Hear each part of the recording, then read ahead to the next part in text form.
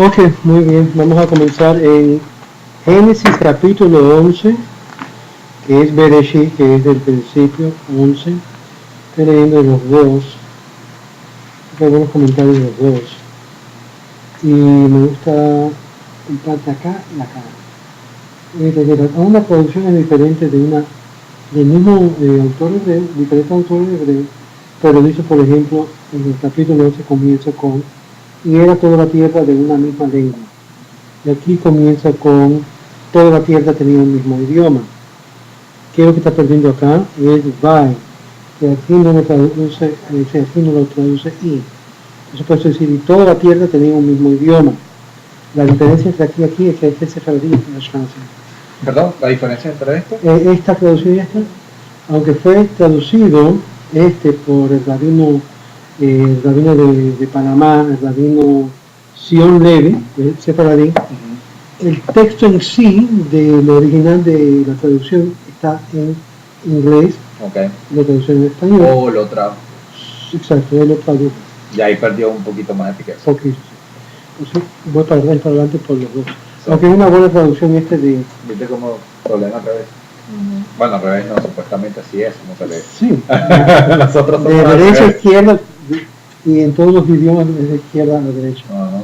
Y dice acá, Vayehi kol haaretz safa echat.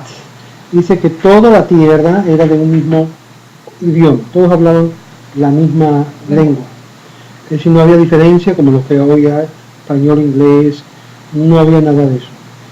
Esto nos indica algo muy importante, que en sí lo que une la gente, el pueblo, es la misma comunicación, la misma lengua. Eso ha sido un factor que ha unido los pueblos. Por ejemplo, tú llegas aquí en Estados Unidos, ¿qué es lo que te dicen de ti? El hispano que llega acá, es América, hay que hablar inglés. Llega a Latinoamérica, ¿qué es lo que hay que hablar? Español. Español, ¿por qué? Está en Latinoamérica. No solamente eso, no te van a dar la opción de hablar inglés. No sé qué tal gente los mismos americanos. Y dice acá que eran un mismo idioma y unas mismas palabras. Aquí dice un poco diferente la traducción. Dice que todos tenían un mismo idioma y un propósito en común. Y ahí es donde cambia la idea. Y acá es un devarim, que es palabras.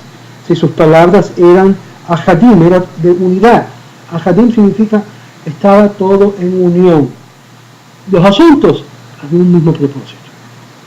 Qué bonito ver de un país que todos hablan mismo idioma, todos piensan con una misma meta. Propósito. Un propósito. Nadie puede crecer, nadie puede aumentar si esos dos elementos no están presentes. Por eso una de las cosas que vemos por el judaísmo, en una persona que se quiere convertir en el judaísmo, ¿qué es lo que le dice? Tienes que conocer, a que sea leer el idioma, decir las bendiciones en idioma que es del pueblo. Ahora, interesante porque el Rambam menciona en sus libros que en la antigüedad que muchos judíos se habían asimilado a los diferentes países, que cuando venían a Jerusalén para orar, se habían perdido muchos de ellos lo que era el idioma sagrado, el idioma hebreo. Entonces, ¿cómo oraban ellos? Y aquí vemos una base muy importante. Dios quiere que cuando oremos a Él, cuando estamos rezando, que sepamos lo que estamos diciendo. No es suficiente simplemente orar en el idioma hebreo. Si no sabes el hebreo, debes de orar a Dios según lo que usted entiende, comprende. Y por miles de años los judíos oraban, no en el hebreo. ¿Oraban en qué idioma?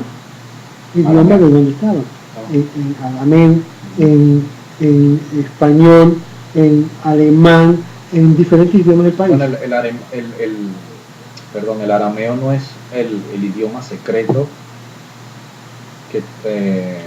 de Dios con los judíos. No. El arameo era un idioma hermana semética del hebreo.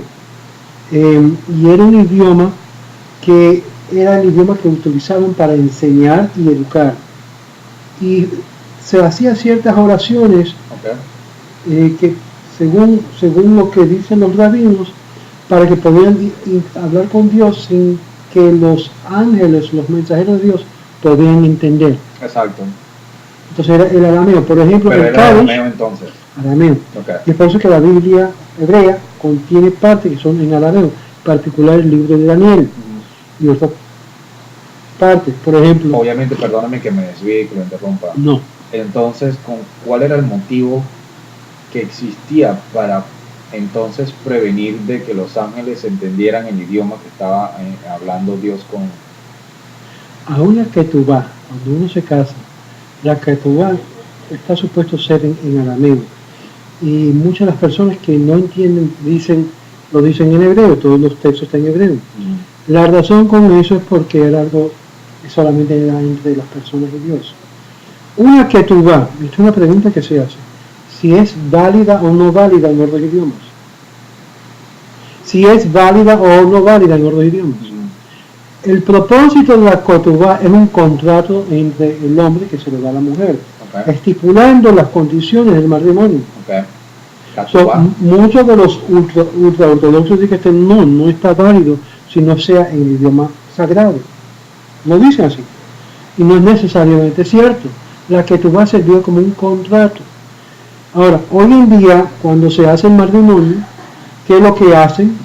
Después que hacen, se lo leen a todos los que están presentes y sepan que lo que está diciendo el contenido. Pero la mayoría de los judíos hoy en día, que apenas saben hebreo, menos arameo, le dan un contrato que dice, dice, ¿qué? En ese tiempo antiguo lo sabían, lo conocían, se lo explicaban. Es como si te dan a ti un contrato de matrimonio, ¿verdad? Estoy hablando de ti porque yo sé que estás interesado porque estás con la expectativa. Te dan un contrato de matrimonio y estipula que en el evento del divorcio te van a dar tal cantidad de dinero. Te estipula si él se puede casar con más de una mujer. ¿Sí? ¿Ok? Estipula todas esas cositas que normalmente no. Por ejemplo, los judíos de Marruecos, aparte de la parte norte de África, donde los musulmanes estaban, era práctica de los musulmanes tener más de una esposa. Sí. Entonces muchos de los judíos seguían la costumbre del país. Pero entonces esa costumbre no es judía, sino musulmana. Esa costumbre es judía. del Medio Oeste. Pero es Abraham, de Isaac, de Ismael, de David, y todo eso. Okay. En tiempos antiguos no era ningún problema tener más de una esposa. Puede tener máximo 4. ¿Y por qué David tuvo 300? No, ese era Salomón, que tuvo Salomón más de 1000. Y él no llegó a alcanzar a todas ellas. Sorry, pero no. Okay. ¿Me entiendes? Basta con una. Sí.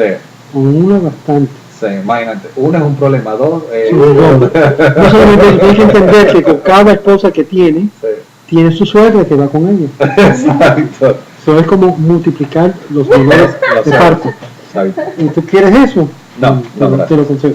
Sí. Bueno, entonces, ¿qué es lo que dice acá? Dice claramente que sucedió que viajando desde el oriente encontraron un valle en Shinar y ahí se establecieron y dio cada varón a su compañero, vamos y hagamos ladrillos, cósamoslo en fuego, eso vamos a hacer un fusion, vamos a cocerlo para que esté fuerte, y sirvió para ellos el ladrillo como piedra y el bardo fue como para ellos como argamasa, y dijeron, vamos, edifiquemos para nosotros ciudad y torre, y con su cúspide llega a los cielos. Esa expresión, vamos a hacer esto, vamos a edificar junto algo, un nombre que nosotros vamos a crear. Ahora, en la Torre de Babel de dispersión, el Rambam en el Moré, antes de leer, quiero leer lo que dice aquí el rabino Melane, que es muy importante, porque esto presenta lo que es las bases de entender la diferencia entre lo que es el tiempo de la Torre de Babel y el tiempo del diluvio que habíamos leído anteriormente. El Midrash en Yakut 62 hace una comparación interesante entre la generación de la Torre de Babel y la del diluvio, entre la primera que existía paz y concordia entre sus miembros. Por esta razón, a pesar de haber blasfemado contra Dios, construyendo la famosa torre para alcanzar el cielo, fue castigada con suavidad. Sin embargo, la generación del diluvio Dor, que significa generación en hebreo, jamás, bueno, existía la discordia y el robo y esto causó su destrucción. Es decir, la destrucción fue causado por sus propias acciones que estaban dividiéndose, se estaban peleando, se estaban robando, y esto fue la generación del diluvio. Y esta generación que había unidad, pero se estaban peleando contra quién. Vamos a ver que estaban uniéndose para ir en contra del mismo creador que lo había establecido. Por eso dije el título de este estudio, la destrucción de la unidad. Ok, pero no entiendo algo. Yo lo que no entiendo aquí es por qué ellos quieren construir una torre para llegar a Dios cuando abajo están tratando de hacer lo contrario. Abajo estaban edificando. Ok, estaban edificando, pero ellos quieren hacer esta torre para llegar a Dios, llegar al cielo. Exacto. ¿Cuál es el propósito de llegar al cielo? Llegar a Dios, eso es lo que ellos querían. Para presentar y enfrentar al creador del mundo y decir, mira, nosotros nos hemos unido, no hay nada ni nadie que nos puede parar. Okay. Interesante que el mismo creador dice lo mismo. El poder de la unidad, el poder de tener un propósito en común, es como ser un solo ser humano. Es interesante que ese mismo concepto está dentro del judaísmo cuando se habla y se trata con Isaías 53. Que la gente no entiende ese pasaje porque dice, no, esto habla del Mesías. No, eso habla del pueblo de Israel como un solo hombre. Cuando el pueblo se une de tal forma, se forma como un solo hombre, se llama Israel. Igual cuando se habla de una sola humanidad, se llama el hombre, Adán. Es como un ser humano en frente a Dios. Hay que entender que los términos de unidad es un término muy fuerte. Imagínate que toda la humanidad se une con un solo propósito y se está uniendo. Y la unión que se está uniendo con es para hacer daño y destruir ¿a quién? A Israel. En toda la prensa, ¿qué es lo que estás viendo hoy en día? Cosas negativas sobre y de Israel. El mismo presidente de los Estados Unidos, ¿qué fue lo que hizo cuando llegó Bibi Netanyahu? ¿Lo atendió? No, le dio la espalda.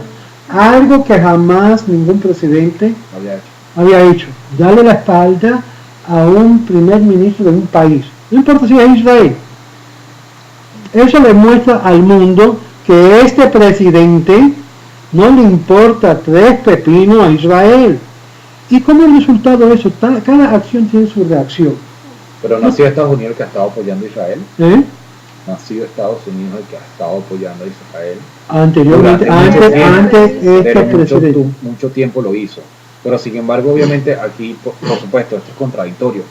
Porque obviamente si nos vamos las raíces de lo que viene siendo los presidentes de Estados Unidos, o sea, la trayectoria de eso, viene siendo de los Illuminati, de la masonería. Obviamente no creo que siendo masones o perteneciendo a los Illuminati van a apoyar a Israel. Bueno, muchos judíos estaban envueltos en la masonería, porque el concepto de la masonería es tratar de traer unidad hacia un solo Dios. Y esta fue siempre la idea del masón, de crear una sola humanidad, la idea de un solo creador, el gran arquitecto, que es el creador, y remover todos los demás religiosos en ese sentido que era obstáculo a esa unidad humanitaria. Y es por eso que ellos practicaban lo que era hacer el bien al prójimo. Eso sí fue algo que siempre el judío y el judaísmo apoyaban, aunque muchos judíos no son masones. ¿Okay? Pero yo conozco muchos que lo son. La idea de unir para con un Dios es algo muy positivo. Pero tenemos una contradicción. Aquí tenemos que está surgiendo el Islam radical, violento, lleno de sangre, matando y para mí profanando el nombre de Dios el Creador. Claro. En sus acciones de matar, en el nombre de su Dios Alá. Está causando terror. Y ese terror, ellos dicen que viene de parte de Dios. Están matando en nombre de Dios. Están matando en nombre de Dios, están haciendo terror en nombre de Dios, y este presidente lo está apoyando sin hacer acción contra ellos. Si está en favor o si está en contra, tiene que tomar una posición. Y este presidente, por su inacción, ha tomado una posición. Ignorar. Claro. Hasta que llega y toca aquí en las orillas de los Estados Unidos y comienza a ver lo que es cabezas siendo cortadas en público y cosas parecidas como se ve en la televisión, pasando acá. Entonces los americanos se van a decir ya, ¿hasta qué? No queremos esto. Pero mientras tanto, que no ha tocado, se puede decir América, como tocaron las dos torres gemelas, porque si lo vamos a ver en un sentido, las dos torres gemelas tienen su simbolismo en la Torre de Babel, porque estaban levantando edificios que estaban basados en ¿qué? Eso es lo que vamos a ver acá. Estaban basados en la habilidad propia, en el poderío económico adquisitivo, de que nadie lo puede parar. Nadie puede parar Wall Street. Nadie puede parar la economía y el poderío americano. Nadie. Y en esa arrogancia, dos aviones metieron sus aviones, sus flechas en las dos torres de Babel. ¿Y qué pasó? Y sabemos que Dios no hace nada por gusto. Dios no permita a un enemigo, o lo que se puede decir, los enemigos, entrar y penetrar, o sea que Él lo permite. Y esta es la lección tan difícil que el judío americano, como el cristiano también americano, les cuesta trabajo de entender de cómo Dios permite algo tan malo ocurrir en este país. Y desde la fecha del 9/11, este país ha cambiado radicalmente. Hemos perdido nuestras libertades religiosas, nuestras libertades de expresión, y cada día que pasa, y más bajo de este presidente, estamos perdiendo más libertades que antes teníamos. Cada ciudadano está siendo escuchado y no lo sabe. Cada transacción que uno hace con las tarjetas de crédito está siendo velado. Cada persona que dice algo que señala está siendo investigado y no lo sabe. ¿Qué tipo de gobierno es este que está espiando sobre los mismos ciudadanos? Ya los ciudadanos no tienen lo que es verdadera privacidad, de derecho de poder tener su propia privacidad en su casa. Eso da un poquito de alarma. Sin embargo, aquí nos dice que cualquier cosa que ellos querían hacer, estaban pudiendo lograrlo. Y esto es lo que dice el Midrash, que a pesar de que estaban ellos blasfemando, no había esa discordia. Dios quiso ver por sí propios lo que hicieron los hombres de aquella época, para enseñarnos que no se puede condenar a nadie antes de ver y examinar bien la naturaleza de la falta cometida. ¿En qué aspecto descendió Dios? Ahí es lo que vamos a ver. ¿En qué forma? Eso lo vamos a ver ahora en algunos versículos. Ahora, quiero adelantar aquí un poquito. Pero entonces no solamente era una torre, era una ciudad también. Sí. La torre era lo que se llama algo simbólico, que estaban todos trabajando con ese propósito en común. Las ciudades estaban siendo edificadas. Y es aquí que aproximadamente durante este tiempo, de acuerdo a los sabios, Nimrod, que fue el principal impulso de esta reunión, él planeó construir una torre que llegara al cielo y desde allá librar una guerra contra Dios. Pero si bien los Midrashim perciben en este plan motivos siniestros y idólatras, los versículos nos revelan las torpes intencionales de los conspiradores. En cuanto del recuerdo del diluvio, que tendría que haberlo disuadido de enfrentarse a Dios, los constructores de la torre racionalizaron que un catástrofe de esta índole tenía lugar cada 1656 años, 1656 años, es decir, cada 1656 años algún catástrofe ocurría, y de este índole tenía lugar solo cada 1656 años, por lo que en su opinión no tenían ningún motivo para temer la intervención divina durante 1316 años siguientes. Pero para este entonces ellos calculaban que habrían triunfado en su guerra contra Dios, habían ganado a Dios, algo parecido y semejante a lo que el general Tito sintió cuando entró y mató a Dios, el Dios de Israel. Así pensó él, que él pensó, yo gané a los dioses de Israel. ¿Qué fue lo que hizo? Que entró en el lugar santísimo del templo, ahí sacrificó cerdos, puso, se puede decir, tipo de cama, tuvo orgías dentro del lugar santo, y con su espada, para penetrar lo que es el lugar santísimo, cogió y cortó la cortina que dividía entre el lugar santo y el santísimo, y dice el historiador que cuando sacó su espada, ¿qué es lo que fue que estaba brotando en la espada? Sangre. Sangre. So él pensó, yo maté al Dios de Israel. En ese mismo segundo dice que entró un mosquito o un bicho por su nariz. Es interesante que la ciencia recién había encontrado ese bicho que causa que se come el cerebro por adentro. Y es un bicho chiquitico que no se puede notar. Y si uno busca el Google lo va a encontrar, que es un bicho que va y entra por la nariz y va caminando por adentro del cerebro y va calcomiendo. O sea, como una termita. Como un worm, que va comiendo lo que gusano. es un gusano que va comiendo el cerebro. Y de esto sufrió Tito por varios años hasta que finalmente no aguantó, murió.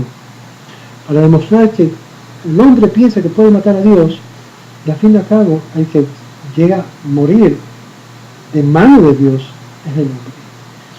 Y vergonzosamente. Vergonzosamente. Es lo que pasa acá. Lo que pasa acá es eso mismo. Que hagamos de un nombre. ¿Qué significa hagamos un nombre? Una reputación.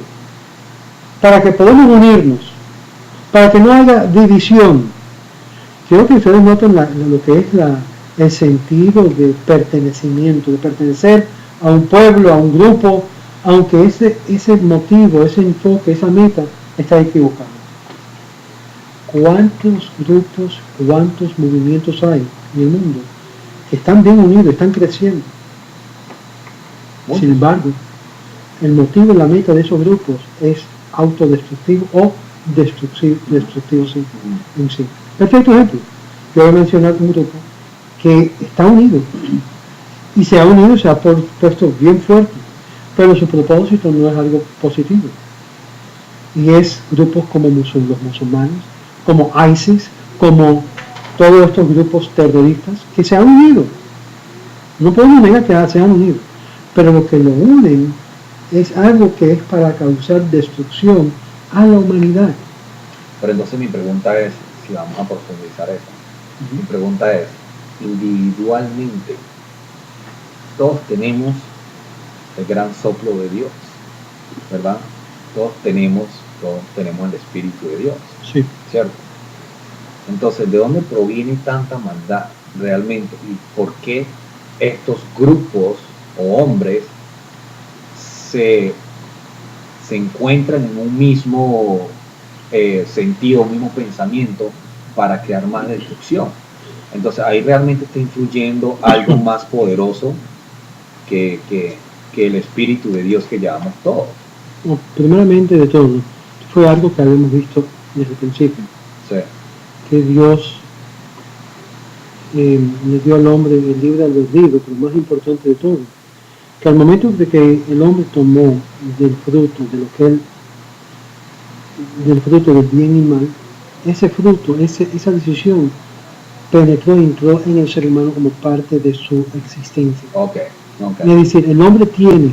Entonces el hombre tiene las dos, tanto lo malo como lo bueno en su vida. Exacto. Entonces, si depende de lo que alimente.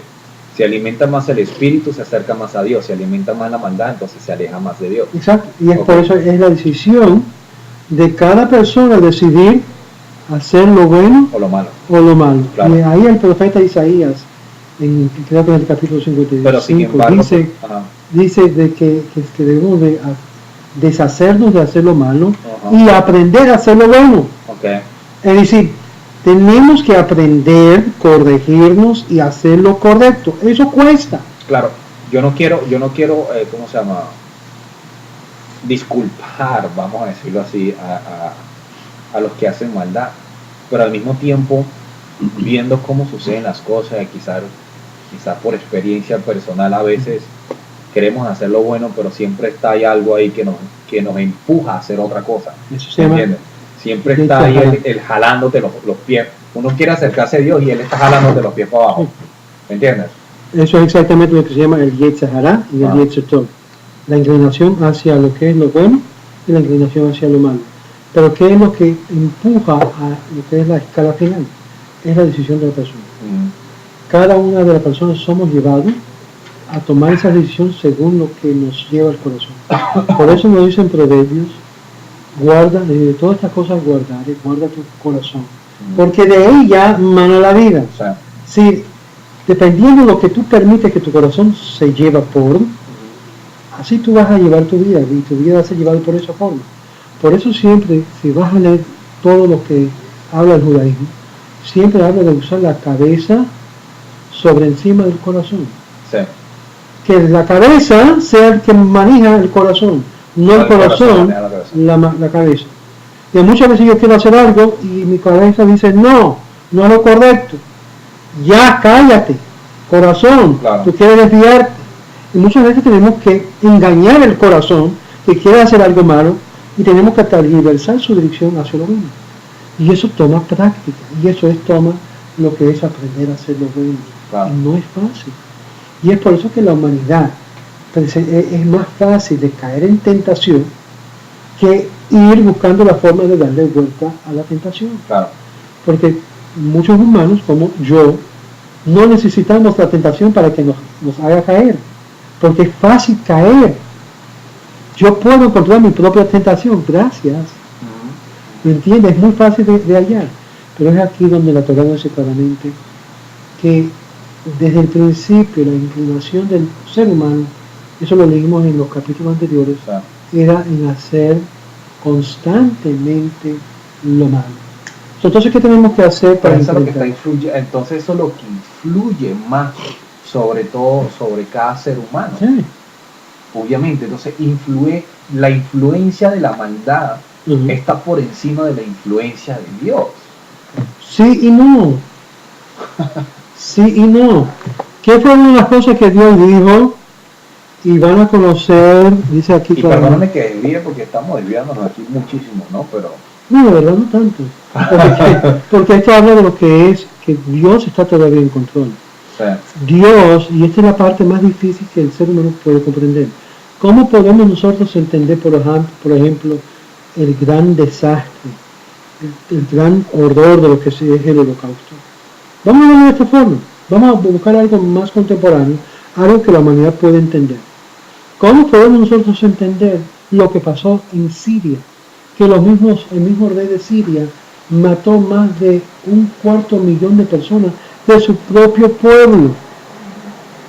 ¿Tú puedes entender eso? No. Yo creo que tú debes entenderlo. No lo quiero Imagínate Chávez destruyendo más de la mitad de su población. O este hombre, ¿cómo se llama? El otro.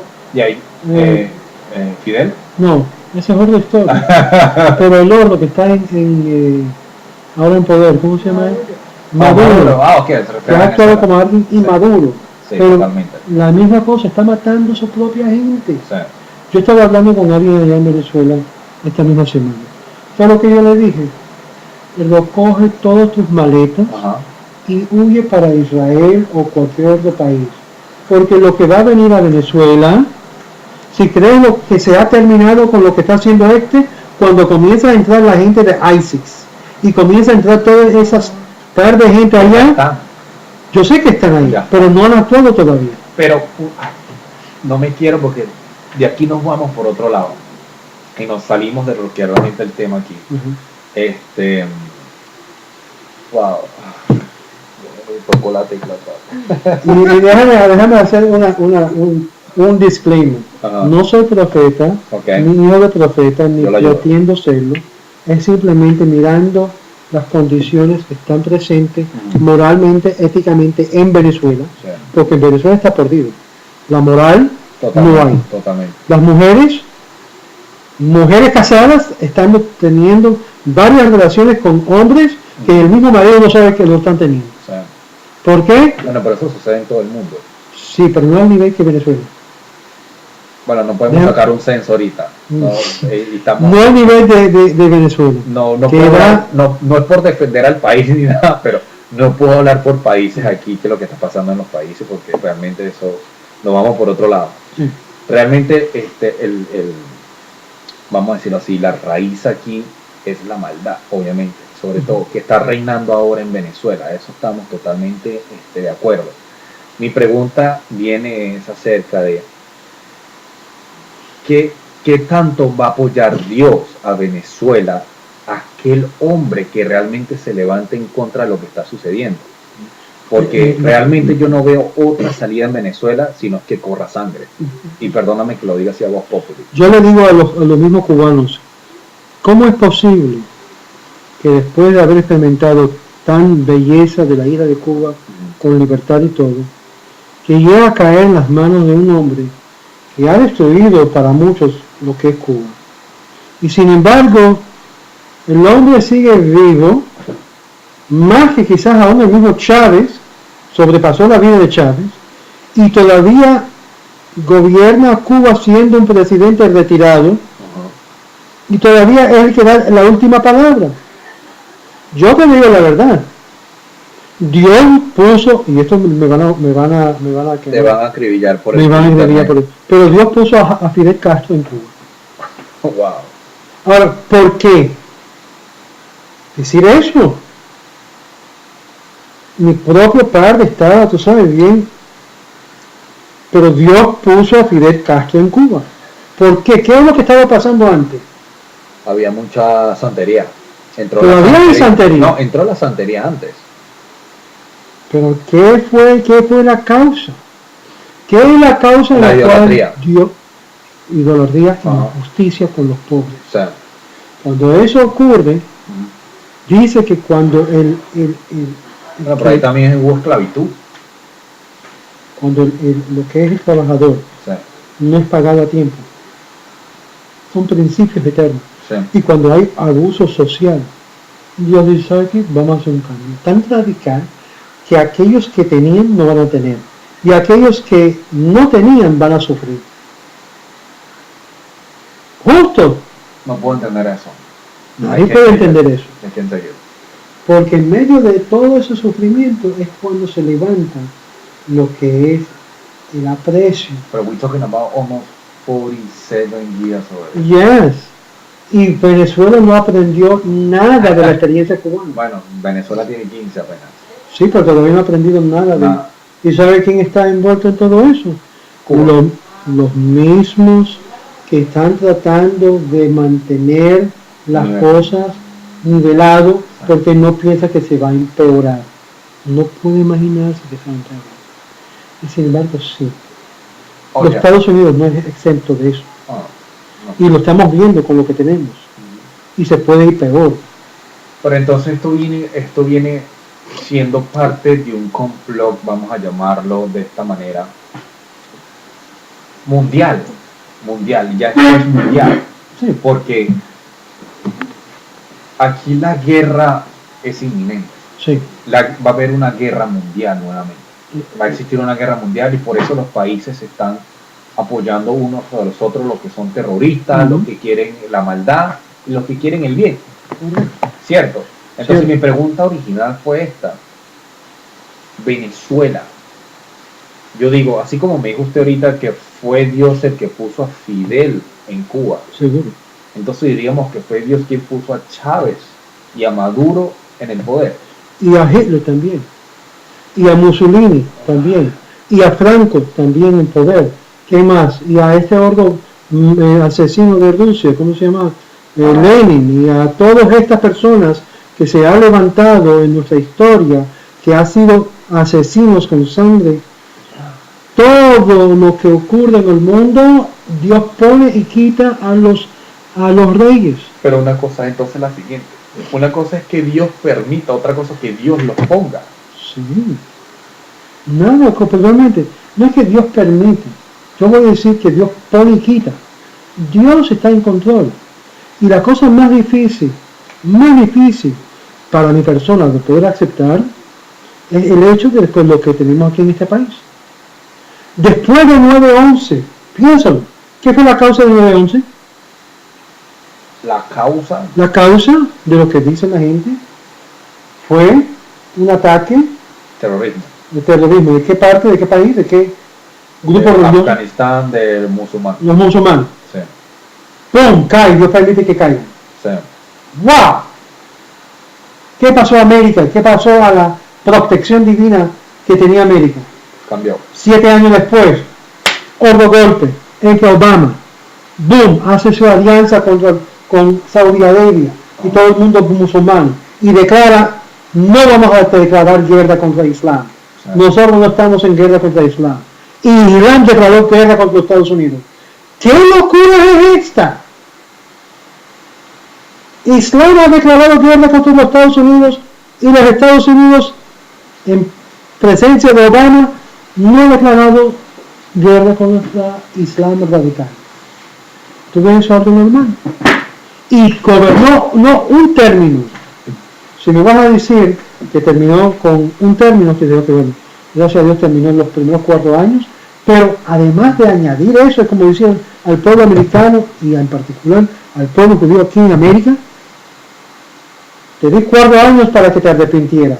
Ahora te doy 4 años más para que sepas lo que tu decisión te costó. Y aún no hemos aprendido. No hemos aprendido. Ahora, ¿qué es lo que dice acá? Diciendo Hashem a ver la ciudad y la torre que construyeron los hijos de los... Y Hashem dijo, he aquí que son un pueblo con un solo idioma para todos. Y esto es lo que comienzan por hacer. ¿Y ahora acaso no debería negárseles todo lo que se propusieron hacer? Es decir, están serios acá. Habanarda, vamos, bajemos. El verbo está en el plural, indica que Dios deliberó con su corte celestial. Obviamente Dios no necesita el consejo de los ángeles, pero lo consultó, por así decirlo, con la intención de sentar un precedente para que la persona aprenda a hacer cortes con los demás, dándole participación en debates, además para enseñar que no es recomendable tomar decisiones sin consultar con terceros. Es decir, así como el marido debe siempre consultar con su esposa, con los hijos, así también Dios, como decirlo, estaba consultando con el tribunal celestial los ángeles. ¿Qué debemos hacer? No es lo que están haciendo. Se han propuesto hacerlo y van a hacerlo. No hay nada que está imponiendo su determinación. Sí. Eso nos habla de lo que es, qué fuerte es la determinación. Si de verdad nosotros queremos unir este mundo para las cosas de Dios, ¿se puede hacer? Sí. Sí, pero ¿qué es lo que se necesita? Unidad. Unidad, se necesita determinación, enfoque. Imagínate todos los países de Latinoamérica. Eso me abre la mente, así me expande. Sí, imagínate lo que es capaz de hacer las naciones del mundo si simplemente se unen para las cosas de Dios y dicen vamos a cambiar nuestro pueblo para con Dios. Vamos a permitir que hay lo que es muchumbre de plata y comida para nuestro país. Pero ¿cuál es el problema? Son los seres humanos que estancan lo que es la bendición, lo que Dios quiere para ellos. Eso siempre ha sido el problema más importante. ¿Por qué crees que en el mundo eclesiástico la gente se está yendo de ahí? La misma razón. Porque hay dictadores espirituales como hay dictadores en lo que es en el tiempo este. ¿Quién era el rey de acá? ¿Quién estaba organizando todo? Un hombre que se llama Nimrod. ¿De qué descendiente era él? No era el descendiente de Shem, ni tampoco era el descendiente de Yafet. ¿Era el descendiente de quién? De Ham, de lo que es Canaán. ¿Sobre qué estamos hablando acá? Estaba hablando de la idea de controlar antes de ser controlado. Y por esto, dado que su unidad los había llevado a adoptar esta forma de proceder, dejándole el éxito a su alcance, Hashem dijo que sembraría la discordia entre ellos. Eso según Akedat Yitzhak. Ramban Nachmanides señala que en términos cabalísticos esta generación trató de mutilar los retornos. Vale decir que quebrantar la unidad entre Hashem y su creación, Por lo tanto, el castigo más apropiado es medida por medida. Era la dispersión que trastornaría la unidad de ellos. ¿Cómo se destruye la unidad? Dispersados. Ahora, hago este comentario porque sabemos que todo Israel fue dispersado. ¿Por qué fue dispersado Israel por todo el mundo? ¿Por qué? Mis hijos estaban peleando entre ellos mismos. Se odiaban uno a los otros. Vamos a arreglar este potaje. Quiero que ellos se enfrenten al mundo no judío. Los voy a exponer a otros hijos que no son hijos. Y el propósito va a ser para que ellos, a través de vivir la vida según la Torah, atraen a esos hijos a ser parte del pueblo. ¿Qué fue lo que hizo? Lo dispersó a las cuatro esquinas. ¿Y ahora qué está pasando? ¿Crees que los hijos de Israel les gusta traer personas no judías a ser parte de ellos? No. Son egoístas. ¿Qué está sucediendo? ¡Guácata! ¡Guácata! El otro día estaba hablando con alguien que me estaba difamando mi carácter en Facebook. Ajá. Y tú eres el otro, tú estás hablando como un pastor, Sí. maldiciendo a los judíos. Yo estoy maldiciendo a los judíos. Yo no maldigo a los judíos. Jamás se maldiga a los judíos. Pero el judío se hace daño propio cuando comienza a profanar al nombre sagrado, cuando comienza a violar ciertos principios que la Torah dice, por ejemplo, que hay que amar al prosélito, y no aman al prosélito. Y Dios tiene sus ojos puestos sobre 5 categorías. Pero te estarías ofendiendo tú mismo también. Si ofendas a los judíos, te estarías ofendiendo tú mismo. Exacto. El prosélito, Dios tiene su ojo. El huérfano, Dios tiene sus ojos puestos. La viuda, Dios tiene sus ojos puestos. Al pobre, Dios tiene sus ojos puestos. Y lo que son los Levín o el grupo sacerdotal, Dios tiene sus ojos puestos. Son 5 categorías que nos menciona la Torah que están bajo una protección especial de parte del Eterno. Y tú juegas con ellos, estás jugando con Dios, con lo que se llama así. El pueblo de Israel es o son la niña de los ojos de Dios. Estos, dentro del pueblo de Dios, son la niña de la niña de los ojos de Dios. Ok, pobres. Pobres, lo que es las viudas, lo que es los huérfanos, lo que es los prosélitos y lo que es el grupo sacerdotal del pueblo de Israel. Y con esas personas tienen algo especial Dios con ellos, porque Dios vela, porque ellos no tienen recursos o herencias físicas, y por lo tanto Dios le manda al pueblo de Israel de tener cuidado especial sobre estas 5 categorías. Estas 5 categorías tenían derecho a recibir lo que eran las porciones de los diezmos. Ok, entremos ahí. Para que sepan, Sí. tenían derecho, que Claro. significa, hoy en día, Nada de eso lo agarra. nadie de los que están recogiendo Y si tiene derecho. realmente eso sucediera, no existirá pobres, no, ya las viudas no tuvieran problemas, huérfanos van, obviamente los huérfanos. Extranjeros son prosélitos. Los extranjeros eran que vivían juntos con los judíos.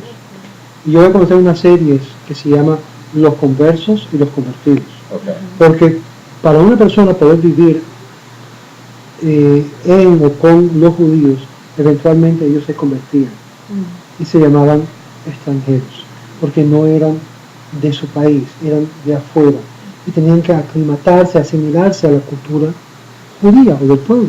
Para eso tenían que vivir con la comunidad.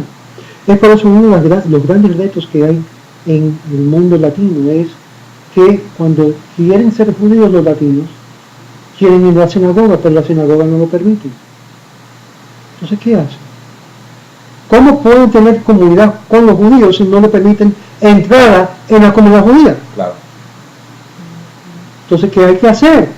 Hay que crear comunidades. Pero no y de creo hecho que- tenemos precedente en Rusia, que hubo una ciudad entera de personas no judías que se convirtieron, y varios rabinos iban dictándoles y enseñándoles cómo vivir la vida judía.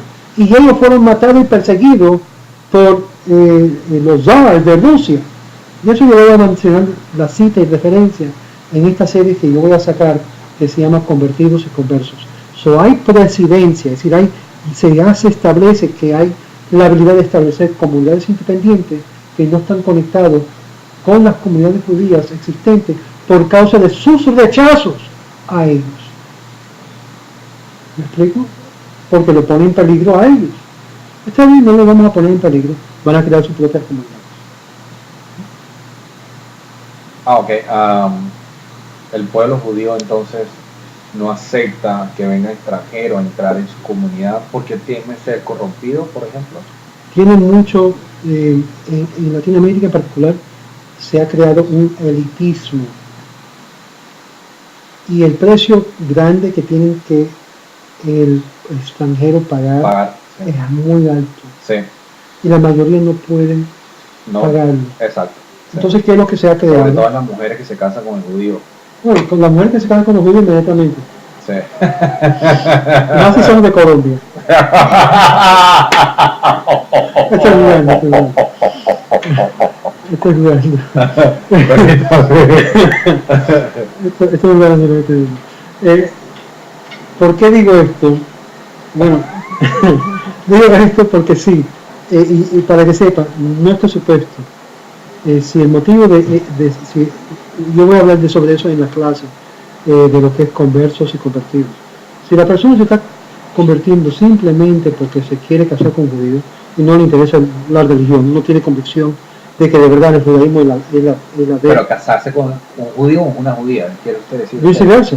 Okay. Digamos un judío que casarse con una no judía, o una no judía, o una judía que casarse con una judía. Claro. Aplica a los dos. Entonces, si yo me quiero casar con Dios, me tengo que casar con una judía. Bueno, si te vas a convertir a judío, sí. Tienes que casarte con una judía. Sí. Y si te da las limitaciones... ¿No puedo traer a mi esposa a ser judía también? Si ella quiere. Oh. Porque si no, entonces ahí se termina. Claro. Por eso yo no creo de dividir las parejas que están ya juntas. Claro. Quédanse como están, mejor. Claro. ¿Para qué vas a afectar negativamente? Pero obviamente, imagínese ser, por ejemplo, mi ejemplo, yo no podría vivir con una persona que sea testigo de Jehová. Y sin embargo, un testigo debe de casarse con un testigo. Un cristiano con un cristiano. Sí. Pero ¿qué es lo que está sucediendo hoy en día? Se casan igual. En particular. Es lo que pasa en la cama y no fuera de ella. No, yo creo que bueno, sí y no. Sí y no, porque hay personas que cuando, mira, es una cosa que yo hablé sobre la historia de Ruth.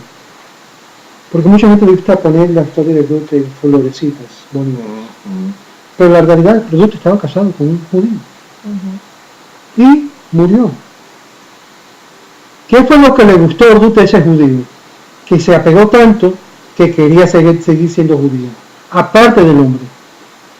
El hombre tenía algo, apegó algo a ella. Yo no soy de la opinión, como dicen muchos de los radicales rabinos, que no, este quiere casarse. Yo cuando hago la entrevista, normalmente cuando vienen a mí, yo le pregunto a la persona claramente, ¿usted tiene novio o novia judía ahora? Necesito saber. Eso no te automáticamente te va a descalificar en el proceso de la conversión.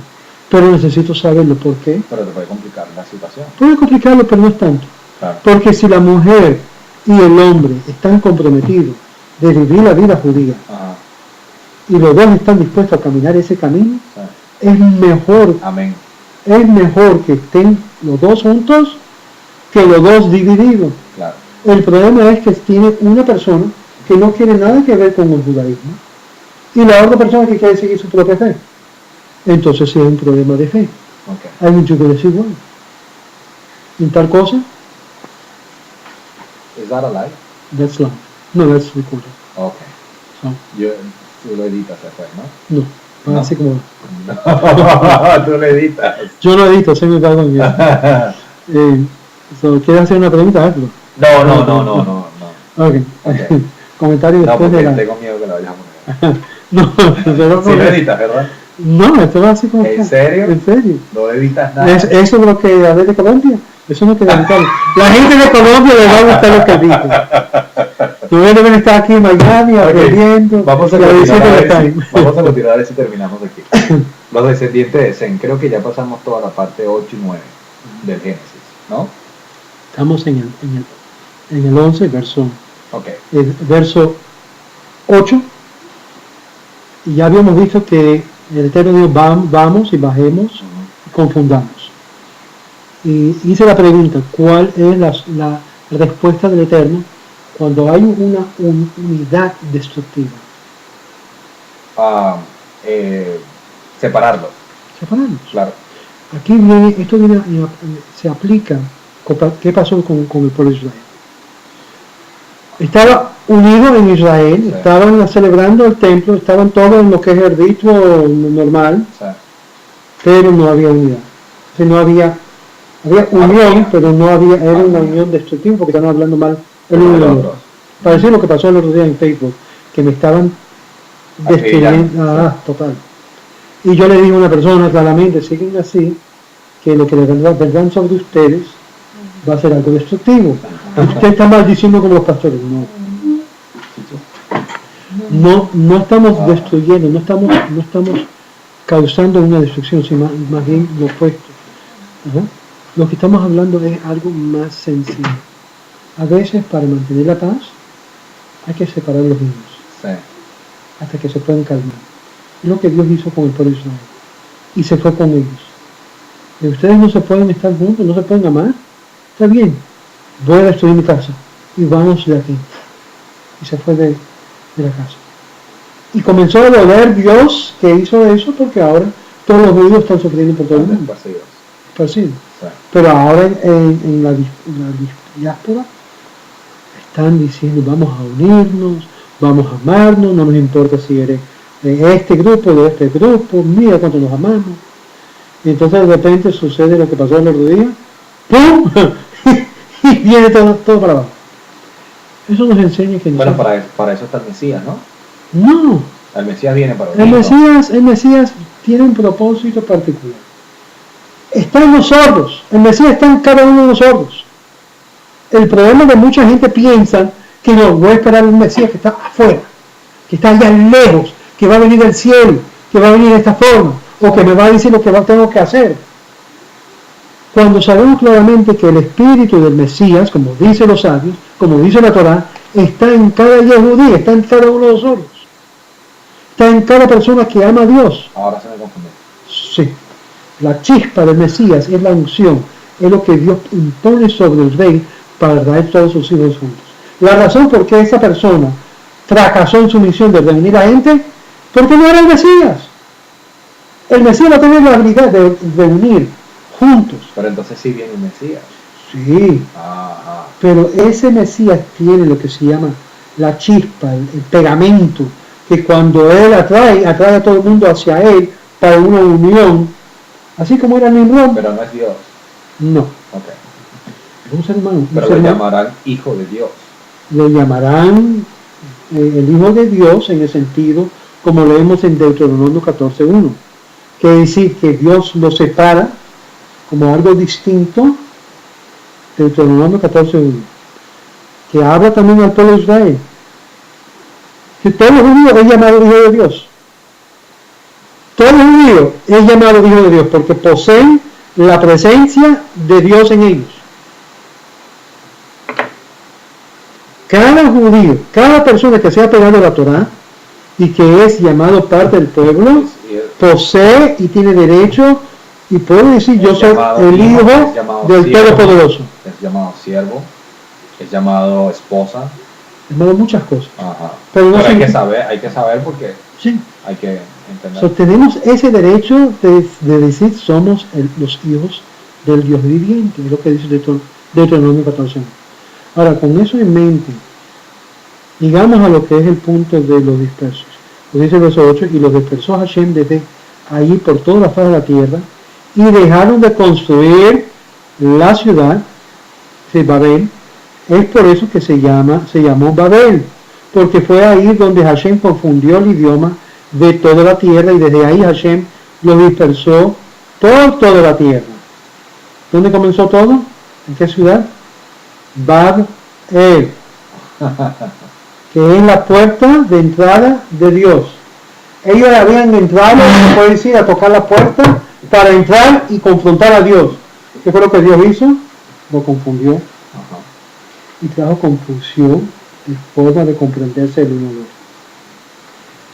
Verdadera unidad es posible cuando ponemos a Dios en el elemento de ese tipo de idea. Cuando eso ocurre, entonces veremos lo que es la presencia divina caer sobre la faz.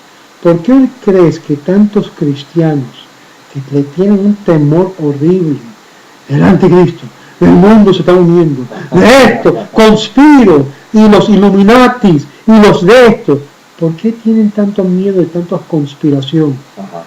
Porque sabemos que si hay un plan para el bien, el hombre lo puede tergiversar para un mal. Entonces el ser humano normalmente, le tiene miedo a algo que le puede salir del control humano. Como pasó en Babel. Un hombre unió a toda la humanidad en una unión perfecta para destruir y confrontar a Dios y decir, no queremos a Dios. Es lo que estaba él diciendo. Y aquí comienza el nacimiento del hijo de... Es la misma rebelión que se creó en los cielos, con Satanás. Y aquí comienza con la humanidad. ¿Qué es lo que estamos viendo aquí en los Estados Unidos? Mira cuántas personas americanas que fueron criados dentro de un sistema, vamos a decirlo, voy a decirlo de esta forma, aunque no me gusta usarlo, judeo-cristiano, con bases bíblicas. Y la mayoría de las familias cristianas como no cristianas judías se han apartado de todos esos principios. ¿Cuándo ves que te están hablando de la gente acerca de regresar a Dios? Es importante de tener familia, de orar a Dios. No lo hay. En los medios esos valores no están presentes. Never. La gente no quiere saber nada de Dios. Quieren huir de Dios. ¿Los judíos están presentes en el medio? Y estoy hablando de los mismos judíos. Los religiosos y los observantes es una minoría de una minoría. Pero es por eso mismo, porque los mismos judíos se han cerrado ellos mismos al mundo. Yo no sé cuál es el miedo realmente de enseñar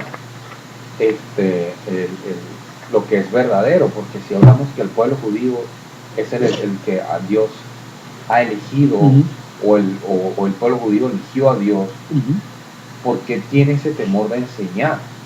Porque porque una vez, por ejemplo, una vez que personas no judías comienzan a entender y comprender las obligaciones que tiene el judío como el no judío para con Dios, los no judíos como el judío tienen una responsabilidad de responder a esas obligaciones. Si no, viene castigo peores. Interesante. Entonces somos los que tenemos que cuidar a nuestro prójimo. Yo tengo una obligación para contigo. Por eso aquel judío que te digo a ti, yo estoy en contra de que tú le enseñas a los gentiles la Torá. Exactamente. ¿Y qué fue lo que le dije? No. Porque más que yo te enseño a ti, más tú vas a tener que ser responsable por lo que tú aprendes de las cosas de Dios para con Dios. Exacto. Hasta el punto que tú te vas a tener que convertir. Y en ese punto, entonces vas a tener que decir, yo acepto sobre mí el yugo de la Torá o no lo acepto.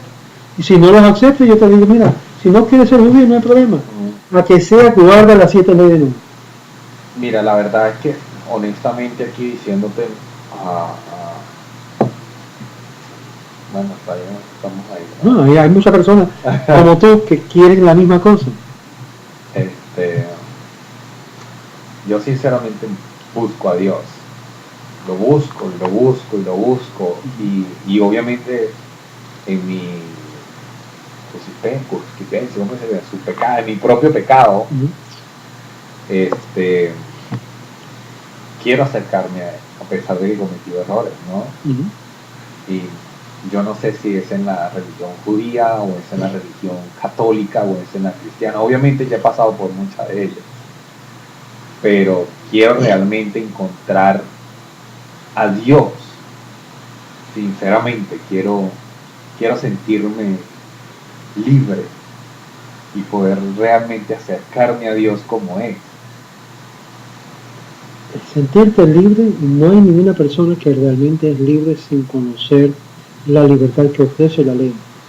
Exacto. Una persona que piensa que está libre porque está sin ley se ha autoengañado. Porque piensa, yo estoy ahora sin ley y yo puedo hacer lo que me da la gana y yo al fin y al cabo soy salvo por gracia. No, me malinterpretó lo que quise decir. No, pero lo dije a propósito. No te malinterpreté, no. Yo te entiendo. Yo entiendo que, o sea, es como todo, la vida tiene leyes, toda la vida tiene leyes, inclusive en una casa existen leyes, sí. ¿Me entiendes? Y entiendo que existen leyes para Dios, y Dios las puso por algo, ¿no? Tiene sentido, pero me refiero a sentirme libre realmente es de saber que estoy con Dios y sentirme libre de que estoy con Él, porque al no estar con Dios no te sientes libre. Pero tú puedes estar con Dios como judío o como no judío. Exacto, entonces eso es lo que quiero realmente encontrar. Y realmente tiene que existir una religión para poder acercarse a Dios, o simplemente puedo ser libre de acercarme a Dios sin tener que tener una religión, porque obviamente obviamente en la sociedad se ha creado de que de la única manera que te puedes acercar a Dios es a través de una religión, y es algo que no me entra en la cabeza. Y aquí es donde vamos a ver lo que es en un papel muy claro. Todos los seres humanos tenían la responsabilidad de llevar a cabo el plan divino. Los hijos de Noé quedarían con los 7 preceptos universales, pero los hijos de Abraham más adelante había de aceptar los 613 preceptos. Y la responsabilidad es mayor para el que se le da mayor.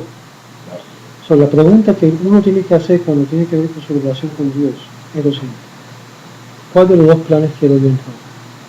El plan judío te va a demandar mucho más. Claro. Tiene mucho más requisitos, mucho más restricciones. ¿Okay? Muy fácil. Donde hoy mismo, si por ejemplo comes lo que se llama grasa, no eres castigado. Pero si quieres llegar a ser judío, delante de Dios eres castigado. Pero recuerda que el que tiene mayor responsabilidad también tiene mayor galardones, recompensa. Sí. ¿Qué es lo que tú quieres? Y esto llega a ser algo muy serio, no se toma livianamente. Y es por eso que las 7 leyes universales entonces, es mucho más liviano. Entonces, como se vive la vida en este mundo, se vive la vida también en el reino. Sí, son preguntas. ¿Quieres estar más cerquita o más lejos? Claro, es como decir, o quiero ser secretario o quiero ser presidente. O quieres simplemente trabajar en el departamento de shipping. Exactamente. Entonces, de esa manera también se maneja el reino. Sí. El reino es un gobierno. La gente no comprende cuando hablan en términos espirituales y bíblicos. Dicen, sí. El reino de Dios se hace... No, la palabra reino significa gobierno. La idea de un Mesías en un gobierno cambia totalmente la perspectiva de mucha gente. No, es algo espiritual. Es algo allá en el cielo que se siente en mi corazón. ¿Sí? Yo quiero sentir la presencia de Dios. Yo quiero hablar en lengua. Eso es lo que la gente piensa. Eso no tiene nada que ver con la Biblia. Eso es lo que tiene que ver con el pentecostalismo y las nuevas modas carismáticas que te enseñan cómo hablar en lengua. Y si no hablas en lengua, no tienes el Espíritu Santo, hermano, y estás pescando, no eres de Cristo. Esa bobada. Como había dicho anteriormente, todo judío, todo que se han pegado a la Torá, tiene la chispa del Mesías. Y yo no estoy hablando de Mesías Jesús, porque Jesús no es el Mesías. Vamos a ser claros. Pero tiene la chispa de lo que va a poseer el Mesías. ¿Y qué es esa chispa? Sabiduría. Es Dios en nosotros, que es la esperanza de todo el mundo. Cuando tú me dices a mí, no, tenemos que hacer esto, no. Sí, cuando tú haces lo que tú tienes que hacer para con Dios, y cada uno hace y plantea en su vida personal esas reglas, esas formas de manejo, sí, las cosas cambian. Las cosas cambian radicalmente. Más que una experiencia religiosa, es trayendo a tu mundo personal reglas y leyes que tú mismo te sujetas a ellas, porque al hacerlo lo estás haciendo no para complacer al rabino o la iglesia sí, o la sinagoga, lo estás sí, haciendo igual. porque tú estás viviendo delante de Dios con estas leyes. La gente me dice a mí, yo le dije, hice una pregunta a una persona, me dice, ¿cuál es la ley más absurda que hay en el judaísmo para ser judío? ¿Sabe qué le dije?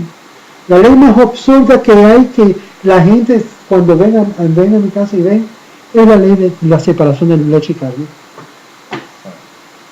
¿Dónde dice en la Biblia tienes que separar leche y carne? No dice. No dice.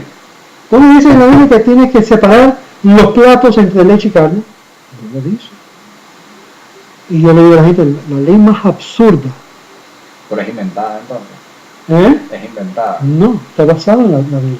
Ah. Donde dice que no debemos de hervir el ganado en la leche de su madre. Okay. Basado en eso hay la separación de leche y carne. Nosotros no nos comemos un hamburgues con queso. Eso está prohibido. No lo hacemos. Sí. Y sin embargo, yo le digo, vamos un paso más para allá, no queremos contaminar la leche con la carne, platos separados. Pero entonces, ¿se puede o no se puede? ¿De comer leche y carne? Sí. No, Oh. prohibido. Como una persona no judía, no hay problema, no vas a ser castigado por eso. Turkey en queso no se puede comer. No se puede comer. No basado en la Torá, basado en la prohibición de los rabinos. Claro, y eso viene entonces, claro, como lo que acaba de decir, si no eres judío, entonces eso no te afecta. Perfecto. Si eres judío, Te ya afecta. te afecta. Ahora, ¿cómo le afecta a una persona judía que no guarda las leyes de Kashrut? Okay. Porque ya hay muchos judíos que dicen, yo voy a la calle y yo me como una carne blanca, Ajá. cerdo, carne blanca, lo que se llama basar la Habana. Eso no me va a afectar. No, ya te afectó. Y si sigues así, eventualmente no vas a ser judío ni tú ni tu familia en adelante. Te afecta. Te afectó. Porque es caret. ¿Qué significa caret? Dios te corta de la vida dentro del pueblo de Israel. Te corta. ¿Qué significa cortar? Que pierde la vivencia, la conexión con el Israel de Dios. Ahora, ¿tú quieres arriesgarte a ser cortado del pueblo por algo sencillamente porque quieres saciar tu panza con jamón ¿Y qué es? y queso? ¿Me entiendes? Entonces, la prioridad para la persona llega a ser, ¿quiero yo de verdad complacer a mi creador o no? Pero entonces, siendo no judío, No puedes comer. no lo puedes comer igual. No, siendo no judío lo puedes comer. Oh. Porque yo he tratado de cambiar mi dieta, vamos a llamarlo así. Okay. He estado tratando de ir a como que enfrentándome a las leyes y haciendo cambios en mi vida, ¿no? ¿Y cómo los han confrontado? Así como la hice cuando estuve en el cristianismo. Sobre todo la parte de la alimentación, he ido cambiando cosas, ¿no? Para ver, porque claro, obviamente es una forma de tratar de probar. me quiero ir enfrentando a lo que viene para ver qué tan fuerte puedo ser. Obviamente sí, lo he logrado. A veces pido un sándwich en Dunkin' Donuts, por favor no me le pongan bacon. Y a veces se me olvida abrirlo y mirarlo y ya le meto el mordisco, y cuando vengo a ver tiene bacon y digo, ya me contaminé. Recuerda que todavía no estás en ese nivel. Exacto. Eso no te afecta igual que a un judío. Claro. Te afecta. ¿Okay? Estás haciendo un esfuerzo. Eso te da una idea de qué difícil es para el judío observante guardar estas leyes. Y de verdad para el judío observante, por causa que el poder de la unidad, cuando uno vive en comunidad, y esto hay que decirlo claramente, hay muchos beneficios cuando uno vive entre la comunidad judía o cerca de la comunidad judía. Y uno de esos beneficios es el hecho de que hay comida kasher más accesible. Ajá. En países de Latinoamérica que no es tan accesible, la prueba es más fuerte, porque es tan fácil de ir a comprarte un pollo que no fue matado según la ley judía y también afecta el mismo cuerpo. Algunos se justifican, no, pero yo le hago el pollo y yo le hago chichi con el pollo y yo le saco el agua. Todavía no está muerto correctamente. No fue matado correctamente. Exacto. Entonces todas estas cosas hay que ir educando al pueblo para entender que cuando hay una comunidad que está surgiendo de la nada, hay que tener conscientemente el asunto de la comida. La comida es algo principal para el judío. El judío le gusta comer. Para comer un pollo tiene que ser matado de una forma correcta. Entonces tiene que saber cómo matar un pollo si no tiene acceso a pollo. Si le gusta la carne, tiene que saber cómo matar un animal según las halajá y cómo desangrarlo y qué parte se puede comer, qué parte no se puede comer. Es por eso que la carne kasher tiende a ser más cara que la carne que se vende en el supermercado. Son cositas así. Ahora, si el asunto de estudio que no has metido mucho en la carne, te gusta vegetal y pasta y queso. Vegetariano, perfecto. Te va a ir muy bien el judaísmo. Pero si te gusta la carne y te gusta morder un pedazo bueno de carne, vas a tener que pagar dinero por esa carne, porque no es fácilmente conseguir. Y es por esto que la unidad, y esto fue el gran éxito de lo que se puede decir, lo que sucede en Babel, que el ser humano estaba unido no solamente de idioma, sino de propósito. Ahora, nos dicen los comentaristas, ¿qué era el idioma que ellos estaban hablando?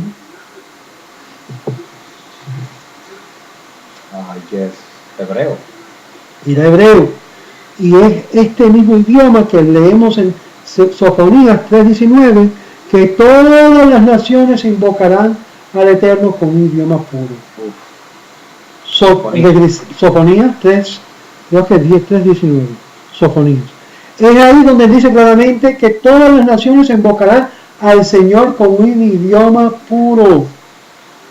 Puro significa sagrado. Ahora, hay obvio dos interpretaciones en ese pasaje. Número uno, habla de lo que es el hebreo, Lashon HaKodesh. Otros dicen que no, es un idioma, una forma de orar a Dios de forma pura como hacen los judíos.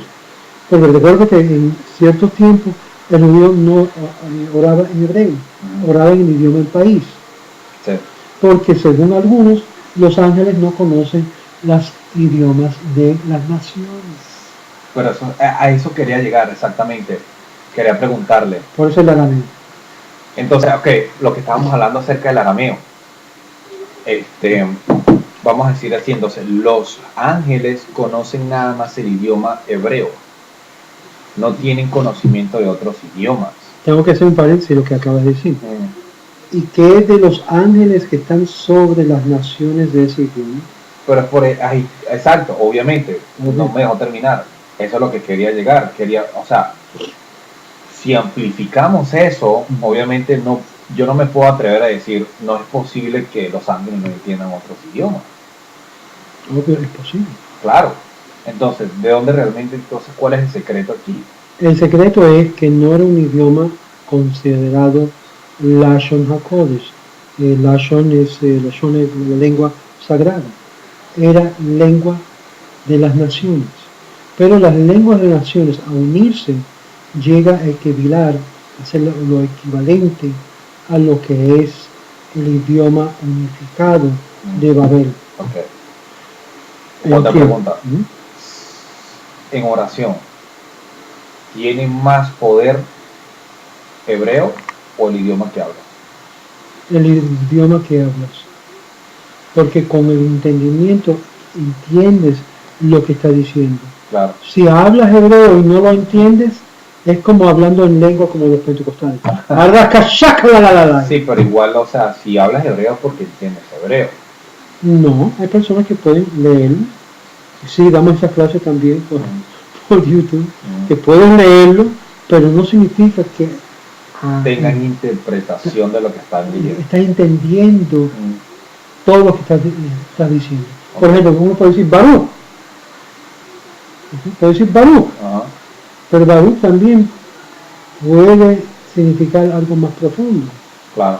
Si ves lo que es la Gematria, ¿me entiendes? Entonces cuando una persona dice Baruch, Atah, Hashem, ya entiende, está diciendo algo que comprende la mente. Y por eso mismo. Bendito sea el Eterno. Baruch Atah Hashem. Hashem, el nombre del Eterno. Baruch Atah. Entonces ahí comenzamos a aprender muchas de las cosas. Ahora, de aquí salió y dispersó el Eterno la tierra. Todo lo que el Eterno hace tiene un fin positivo. Y estos son los descendientes de Shem. Shem tenía 100 años cuando engendró a Arpachshad, 2 años después del diluvio. Y vivió Shem 500 años tras engendrar a Arpachshad y engendró hijos y hijas. Para tener entendido, Shem es considerado también como Melquisedec. Más adelante. Arpachshad vivió 35 años y engendró a Shelah. Y vivió Arpachshad 403 años, engendrar a Shelah, que engendró hijos y hijas. Shelah vivió 30 años y engendró Eber. Y vivió Shelah 430 años tras engendrar Eber y engendró hijos y hijas. Es decir, hubo hijos y hijas. Pregunta, por favor. ¿Por qué ahora menciona hijos y hijas? Que antes no mencionaba las hijas para nada. Nunca se menciona eso. Todo lo que viene siendo... Porque aquí comenzamos a ver que ahora cuentan las mujeres para una promesa que le fue dado a una mujer en particular. Esto es lo que se llama el comienzo de incluir la parte de la matriarca en todo esto, porque ahora la matriarca, comenzando, como vamos a ver en los siguientes versículos, comienza a tener... Bueno, pero es que la mujer ha estado incluida indiferentemente desde el principio. Desde el principio. Ahora, voy a terminar con el verso 31 porque hemos pasado. Sí. Vamos a ver que cada uno que engendró hijos y hijas. Y finalmente el verso 26 dice, y vivió Terach 70 años y engendró a Abraham, Nahor y Harán. Estas son las crónicas de Terach.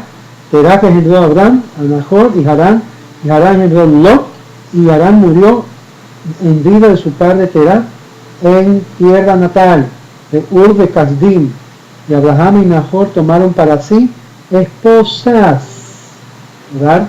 La esposa de Abraham se llamaba Sarai, la esposa de Nahor se llamaba Milca, hija de Harán, y el padre de Milca y el padre de Ixa.